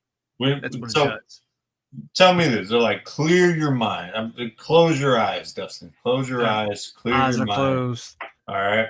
When I say Indiana University, what sport first pops into your head? Basketball. Thank you. It's a basketball school. It's a basketball school. Don't give me this Indiana football stuff. Okay. There's not name one team on here that is more known for their basketball program that doesn't start with an I. Is Michigan close to that? No? No. Michigan, they never won a national championship just because they had the Fad Five one time. No, I know. Okay, I mean, I guess you're right. I can't think of anybody else on here that's like other than like Illinois. I definitely don't think. I don't even think football or basketball with them. I think soccer. I think Deron Williams and Matt Crew, but I'm obviously joking, but yeah, I don't know. I mean, I think we all thought that last year, and I think they surprised us. Now, again, I think it was just the culture change, the coach change. He changed the atmosphere in Indiana, kind of like how people say Prime did in Colorado. He changed the culture, changed the atmosphere. Well, at the end of the day, you got to have talent to win. And that's a lesson I learned in my first year of coaching, because I used to be the dude who said, hey, it's all team chemistry, number one attribute of the team. Then I started asking coaches that have been coaching for decades, and they said, Casey, the number one thing you need to win is talent. And when you look at Indiana University compared to all these other teams, they don't have the same amount of talent. They have some talent, but they don't have the same amount. And at the end of the day, talent is going to win, because all these teams work hard, like, work ethic, or what is it? Hard work beats talent that doesn't work hard, or whatever, or whatever it is. It's true, but all these teams work hard. They're all extremely talented. And so it just becomes a level of talent at a certain point. And Indiana ain't got it. Sorry, Hoosier Nation. Also, you got to have this too nowadays. And you gotta have I'm not saying they don't have any, but I'm saying they don't have what Indiana, they don't have what Notre Dame, what Texas, Ohio State, Georgia. They don't have that. They just don't. But I think another thing last year as well, and I mean, this is probably kudos more to the coach, is the reason they had more talent than they've probably ever had was because he brought them all over from James Madison, from where he was at. So, I mean, not saying he can't recruit, but I'm just saying when he left James Madison to come to Indiana, he said, "Hey, come on, y'all come in with me. We're gonna go from James Madison to Indiana. So, Maybe you know, I a can team get." that's not on here that I think is interesting is USC. And Come on now. is Lincoln right? No, I'm not saying they should be on here. Oh, okay. I'm saying I just think it's an interesting thing to talk about. Is Lincoln Riley in the hot seat at USC? Because his buyout is $80 million. So let me tell you who should be in the hot seat at USC. Whoever the hell that defense coordinator is, because it's flipping trash. He fired him during the season last year, or during Caleb Williams' year. They need to fire him again. So I just don't know how you can't be relevant as USC with all the talent in California and all the money that's at USC. Casey, I seriously believe it. I think they always have offensive weapons. You know who they remind me of? They remind me of the Bengals. They have all this talent and all this stuff on offense, and they ain't got shit on defense. Literally, they have nothing on defense. That's how USC is. They have when they had Caleb Williams and they had all that talent, they had zero defense. Yeah, the defense is awful. And when they were winning championships with Bush and Leinart and Pete Carroll, they had good defenses. They had great defenses there. Yes, they did. I mean, it seemed like Miami. They were putting dudes in the league left and right on defense. I mean, yeah. Well, I mean, the same thing with Miami, the Hurricanes. That's a different subject. This should be a subject for another day. The greatest college football team of all time, because I think that early 2000s Miami team, it was 2001, 2002, something like that. Insane. I think that is the best college football team of all time. Oh no, man! That Florida team was good. Tim Tebow, dude. I can just name the running backs: Clinton Portis, Willis McGahee, and Frank Gore, all in the same backfield. Willis McGahee ran down on punt coverage. Yeah, that's how much talent that. Jonathan Vilma, Kellen Winslow, Jeremy Shockey. I know they were good. I mean, I think they weren't good. They were. Reed. Yeah, like I said, it's a different subject for a different day that we are not prepared for. But all I was going to say is Miami is the same way as USC. They have phenomenal offensive talent, but you can't stop no one. That's why Illinois beat them last year, and they didn't get into the Big Ten championship game because they got beat because Cam Ward couldn't score 60 points, and that's how I'll end that. Last thing I had, Casey, I mean, I don't know if you're into this. I'm getting more and more into it every week. We have UFC 319 this weekend. I am going to be watching because it is going to be really good. You have the middleweight championship with Duplessis and Chimaev. And I really thought you were going to say the WNBA. No, sorry. Not the WNBA. Seriously, this will be a good fight. It's one of those where you have a guy with the beard on the left. That's Chimaev. He's I don't know what they classify themselves as in like where they're from. I don't know, but he looks like an elf. He looks like he's from the Middle Earth out of the Lord of the Rings. Or the little goat dude from The Lion, the Witch, and the Wardrobe. Saying this about a dude who I know could kick my ass too.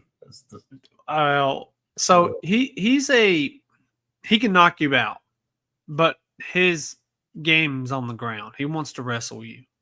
Obviously, with it being MMA, UFC, you can pretty much do whatever besides kick him in the genitals. That's all you can't do, or poke him in the eye. Everything else is pretty legal. Or hit him in the back of the head. You can do that. No, you couldn't do that in the back. You could do it with your elbow. You can't punch him, but that's you can. What I meant. You can't punch him in the back of the head, but yeah. So he's more of your wrestling. He wants to take you down. He wants to wear you down, and he wants to choke you out. But he can knock you out. Where Duplessis is kind of both. He's trying to knock you out, to wear you out, to choke you out.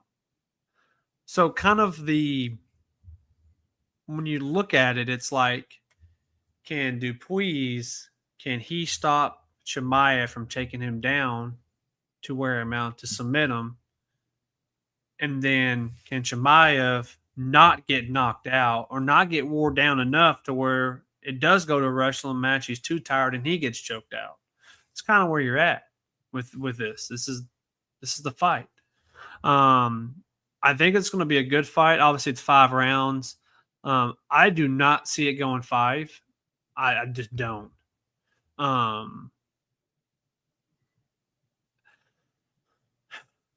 It's kind of hard for me to pick a winner because I think they both, like, when you look at the match and you look everything on paper, well, obviously it's paper. I mean, they're technically both undefeated in the UFC. They haven't been beat. So someone's going to take that first L. And I don't know who it is. Yeah, it'll be an interesting fight. They say styles make fights, and I think you have a stylistic complementary fight here. Yes, you do.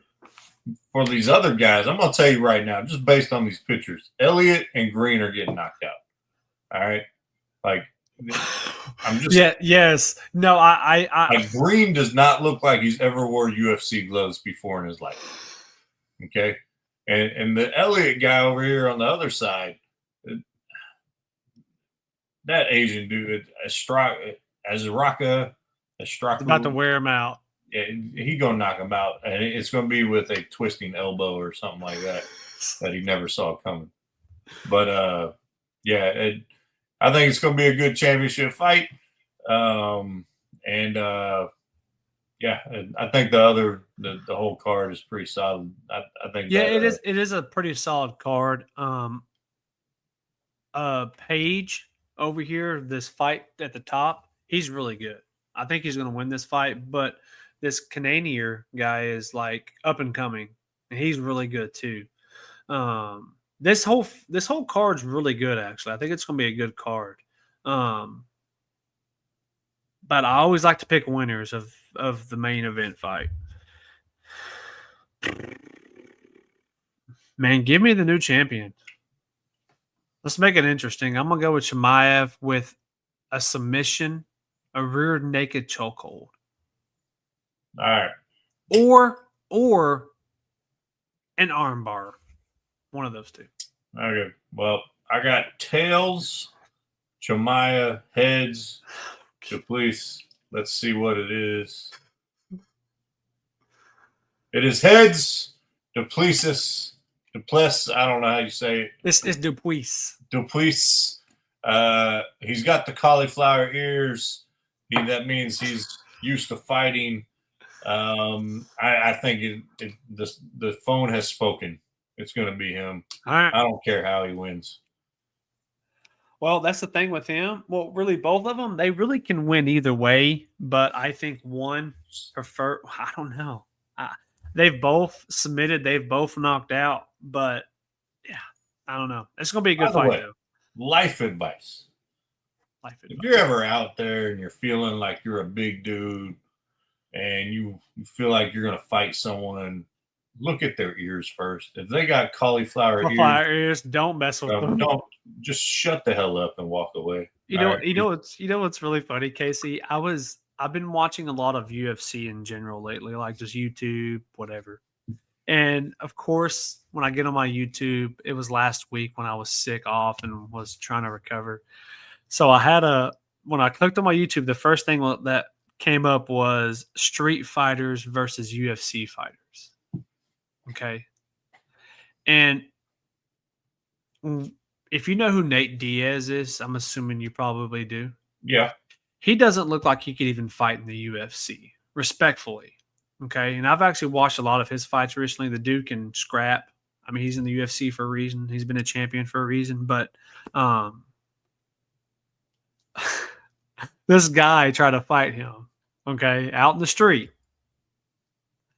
And Nate Diaz didn't even throw down with him. He just put him to sleep. He didn't even go that route because I guess he thought it was better for the guy, because I guess he probably would have killed him.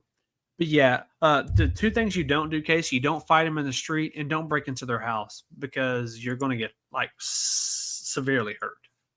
And don't break into my house. You'll get shot. Yeah. Well, yeah. I'm not wasting my time with all the grappling and homoerotic I got all energy wrestling. for that. I'll just shoot you. So UFC should be a good card. Yeah, and, I think it's gonna be a great card. And by the getting way, the big UFC news, if you don't know, they're moving to Paramount Plus and CBS 2026. I'm happy about that, Casey, because I am one of those persons where I will spend $80 to watch a main event that could either last 25 minutes or last 25 seconds. So now that is gone. You only have to have a subscription going forward. It doesn't matter what it is. If it's $20 a month, it's worth it, because I would rather pay $20 a month for a year than to pay $80 about 6 times a year. Do the math. But that is also big news for the UFC, because I mean, for one, I'm looking at it this way. I feel like ESPN knew they were losing out on UFC, because obviously they signed the WWE, right? So they've got to find their replacement. I think the person the company that gets hurt the most here is probably Netflix, because now they have no wrestling or nothing anymore. It's moving to ESPN. And I know this is related in sports, but how does a Netflix recover from that? Let me tell you how they recover. If you have Netflix, the bill's about to go up. They about to raise our bill, right? How else can you get faster money and I mean, you raise it too much more, you're gonna lose subscribers. I mean, that's true. I mean, I'll be one of them. Yeah, it seems like the sports leagues ultimately, they're going to be trading places here and there and on different services and platforms, whoever gives them the best deal. But in the grand scheme of things, a lot of this is what a lot of people don't know is eventually teams are going to be in the business of their own network, of their own content. The Yankees were the first to do it. The Rangers have the Rangers Sports Network.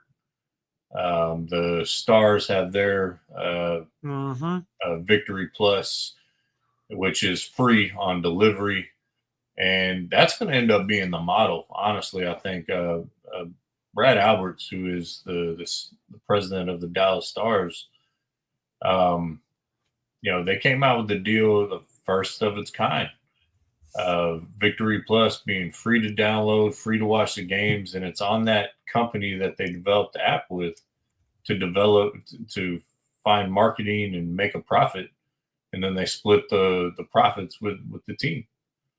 And so, and when you do a digital streaming like that in an app, if you think traditional television, like you watch, Cowboy game on with your antenna or whatever, maybe different parts of the country, you can do a different ad. But there's generally only so many spots. But you do it digitally on an app, I can sell the same time slot 60, 70, 100,000 times over. Because it's going to be based on my search history, my cookies and my phone or on my TV or whatever on my computer. And, so for example, if we're both watching the Dallas Stars and you've been looking for a, Mazda Miata for some reason, and I'm looking for a Dodge Ram, you're going to see an ad for a Miata and I'm going to see an ad for the Ram. And I can make money off that same time slot. So now I can sell that same time slot, even different products and services, 100 times over. instead of just being able to sell traditionally one time slot for advertising when it comes to sports. So I think teams are going to start seeing what the Stars and the Rain.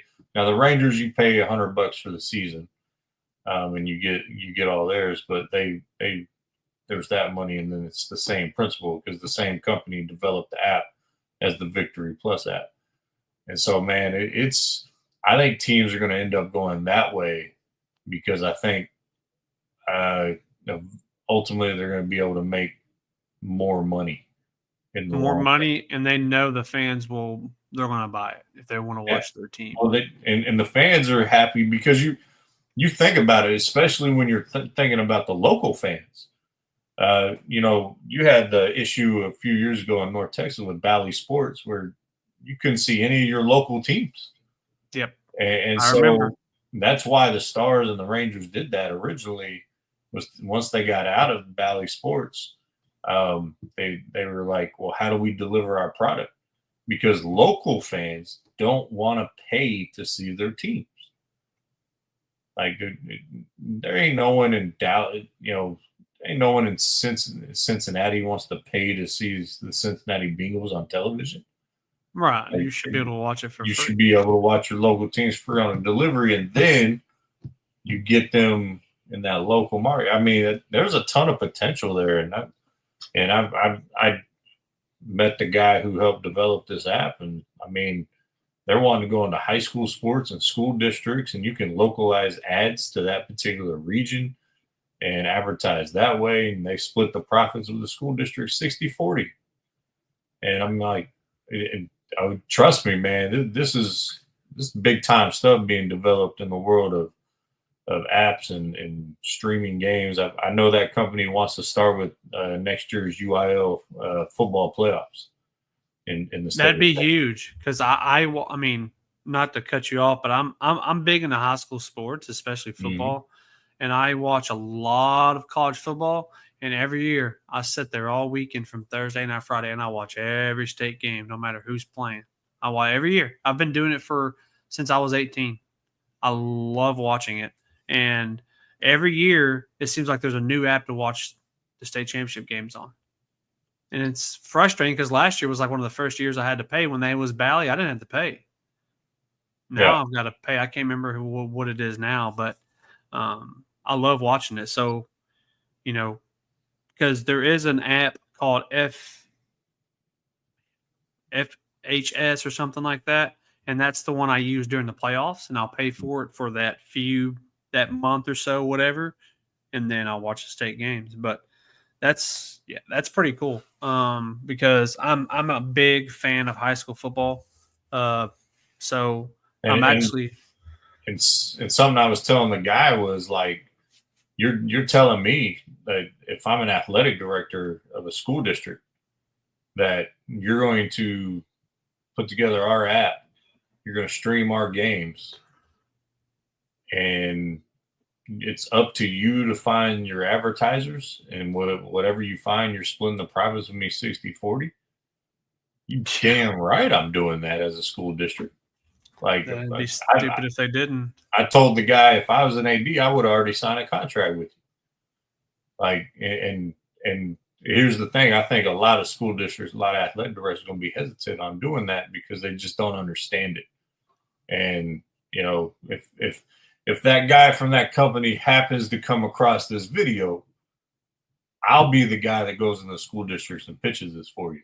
All right, you just give me a base salary of like $50,000 and then a cut of the profits, like 1% of every deal I make. Hey, if he watches this video, you hook him up. You give me something for the East Texas area. I promise you. I know some head coaches at some big schools. I can get you in, and they will make us all a little money. But Casey, hey man, I want to say this. Thanks for hopping on. Obviously, late notice, my friend. It was good to be. It was good to be back. It did not feel like I was off for a week, but I did miss 2 shows. But it was good to be back. Back into the swing of things. Of course, you guys are on tomorrow, 7 p.m. We are. Hopefully, your dad doesn't piss you off this week, and you have to I probably overreacted a little bit. But It he was was pretty being a little funny. childish, I will say that. Yeah, that was. Because I was watching. we had some segments we want to get to. My dad has a new segment called "Making the Most of Your Moment," which we haven't gotten to yet. And I didn't get to do the whiskey of the week. And at the end of the day, father son, that's what makes it entertaining. I texted him right after. I was like, "I'm good. I love you." And it's all good theater. And it just when he doesn't want to admit that he's wrong, it really irks me, especially when it comes. I mean, he's turned me into a default like Josh Allen defender because he just won't admit it. It took him 16 weeks last year to admit he was a top 5 quarterback. And then he wants to say he was trying to make the point. We were having this talk or he tried to make the saying that most quarterbacks do worse their sophomore season. And I was like, no, they don't. And he started naming names, and he named Josh Allen. So I went and looked at the stats. I'm like, you're wrong. He did much better his sophomore season. And generally, the idea is they have more experience. They do better their sophomore season. Right. And I looked up the top 10 rookie seasons of all time. And then I looked at their stats the year after. And it was 50-50 on how they did. And even some of the guys he mentioned, it was 50-50. He tried to look at and then he tried to rephrase on what he said and stuff like, nah, man, that's not what you said. But it's all good. It's all good. So this should be a good show tomorrow. We're excited. I know we're developing a couple things on our end because he can make apps and websites and stuff. So I have a feeling we already bought the domain ontimesportstalk.org. So that's not up and running yet. Don't try to search it right now, but it is on the way, and that'll be one of the primary places you find us to stream. So once we get it up and rolling. Well, that's awesome, man. Well, what do you want to leave everybody with tonight? Don't piss into the wind. It only leads to bad things. That's all I got. I'm going to leave with Jerry Jones. You're still pissing me the fuck off. Can you please sign Micah Parsons? God dang it, man. Speaking of pissing into the wind. You're making me cuss on my network and my show that I try not to cuss on because you're this is pissing a me off. family-friendly show. Well, he's turning me into an unfamily-friendly person because he won't do the damn right thing. Well, anyways, hold on. Let's not leave it. I don't know if you saw this on our show. Are we looking this at strictly from a fan and Micah's perspective? You're looking at this from ownership. They have them under contract for this year, and they can franchise them for 2 more years. So you really have them under control for 3 years. So you me do. as an owner, I have you for 3 years where you're going to make a lot of money those 3 years. Why do I need to sign you right now? Well, they don't need to sign him. I'm just throwing that out. Okay. I still think Jerry Jones is stupid. But here's where the problem is. He wants to be here. Let's just start there. He wants to be in a Cowboy uniform. He doesn't want to be nowhere else. So he's telling you, I'm committed to you. He just want to see a commitment back. Okay. He's not due for one, technically. But he's just letting you know, hey, I want to be here. Extend me. Every time he doesn't extend him, or every big contract that just got signed, he doesn't extend the price tag, just keeps doing this. Yeah, keeps doing this, and that's why I say he's stupid. Because if he would have did it before Max Crosby, that would have been what, $35 million a year. You could have saved. You could save, well, depending on where it ends, you could have been saving $10 million a year. But if you wait if you continue to wait, the next big up and coming defense player guess what? It's going to keep doing this. It's going to keep doing this. And then Mike is going to say, well, if this guy's making this, don't you think I should make this? I am one of the best in the. So I feel like the price tag is going to keep going up the longer he waits. That's where I'm at. And I mean, he wants to be here. He wants to be here. That's what bothers me is like, maybe I'm looking at this the wrong way. If you pay Dak that money, you're telling me that Micah doesn't deserve it. And I'm Jerry Jones. I'm like, we pay Dak $50 million a year, but Micah don't deserve whatever. Come on. Like, is Dak really better than Micah? Hell no. We all know that. Well, he's in a more important position. It's harder to find a More franchise important quarterback than I will agree. I will agree. The position is more important. But is Micah more important to the defense, or is Dak more important to the offense? I want to say Dak's more important to the offense than Micah is the defense. Do you think that defense would be worth a shit if he leaves? I don't think so. It's going to suffer. You know, he's a top 5 defensive player in the league. You know, maybe top 10, and you know he's a top 3 pass rusher in the league, top 5 pass rusher, wherever you want to go with that. I guess when you look at our quarterbacks, I mean,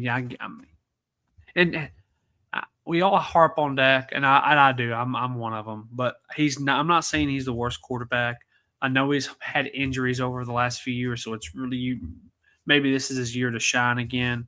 But I just know we need Mike on that defense to have success. I'm just going to say this year and years to come. Could we find another Micah? There's another one out there. I mean, Abdul Carter is one that could become that caliber. So I mean, I just don't want to go see him play for someone else. I'm not disagreeing with you, and I'm just playing a little bit of a different perspective on why I'm putting that out there. Is if I am in that GM seat, okay, I'm in one. I would have done the deal in March, but I haven't had anyone talk about what are the cap numbers in the next 2 years. What are the franchise numbers in the next couple years? Is that cheaper? Is that going to be more? You know, all that stuff factors into it. I just, it's kind of like, I got an issue with old Cam Hayward in Pittsburgh, saying he's not going to play. He wants a new deal. He said I was going to negotiate, even though I just signed my deal last year. He's like, I outplayed that number. And that's where I have an issue with this stuff when players say that crap. Because if you don't outperform that number, the owner can't come back and negotiate for something less. So that's where I get frustrated when players say that. That I think it's a BS argument. But Micah, he's a heart and soul. He is the best player on your defense. You should have taken care of him. Jerry Jones fumbled this one just like he did CD, just like he did Dak, just like he did Zeke. And the guys he has gotten done early, he's probably has a little buyer's remorse. Trayvon Diggs, tears his ACL last year. Jalen Smith didn't really totally work out after they gave him that money. But you have to have perspective on who the player is, on who you're signing. Yep. Micah Parsons is not Jalen Smith. He is not Trayvon Diggs.